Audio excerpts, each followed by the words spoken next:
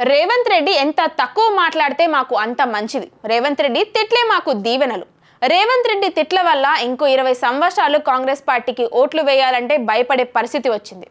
రేవంత్ రెడ్డి పోయి మహారాష్ట్రలో, హర్యానాలో, ఢిల్లీకి వెళ్లి ఎన్నికల ప్రచారం చేశారు. ఎమ్మెల్సీ ఎన్నికల్లో ప్రచారాలు చేసి అద్భుతాలు సాధించారని కేటీఆర్ అన్నారు. నువ్వు ఏమైనా స్వాతంత్ర ఉద్యమం చేసి జైలుకు పోయావా?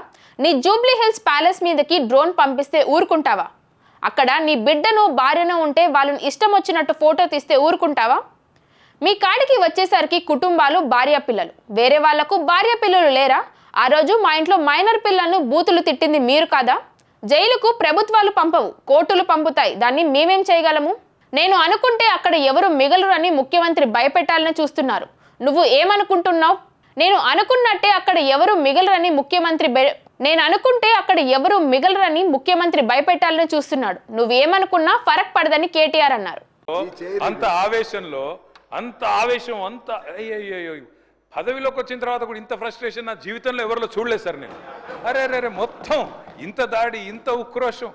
ఏం పర్లేదు రేవంత్ రెడ్డి గారు, ఇంకా తిట్టాలనుకుంటే ఇంకో 2 గంటలు తిట్టండి, మాకేం అభ్యంతరం లేదు. ఎందుకంటే మీ మైక్ కట్ కాదు, నీకు ఎంత ఉందో అంత తీసుకో, నాకేం ఇబ్బంది లేదు. మీ తిట్లన్నీ మాకు దీవెనలు, మాకు ఆశీర్వాదాలు. మీరు ఎంత మాట్లాడితే మాకు అంత మంచిది. ఎందుకంటే మీ వల్ల ఖచ్చితంగా ఇంకొక 20 ఏళ్ళు కాంగ్రెస్ ఓటేయాలంటే ఎవరైనా భయపడే పరిస్థితి తెలంగాణ మొత్తంలో వస్తున్నది. మీరు పోయి ప్రచారం చేశారు, మహారాష్ట్రలో ప్రచారం చేశారు, హర్యానాలో చేసినారు, ఢిల్లీలో చేసినారు, అద్భుతాలు సాధించారు. మొన్న పోయి ఎమ్మెల్సీ ఎలక్షన్లో కూడా చేసినారు.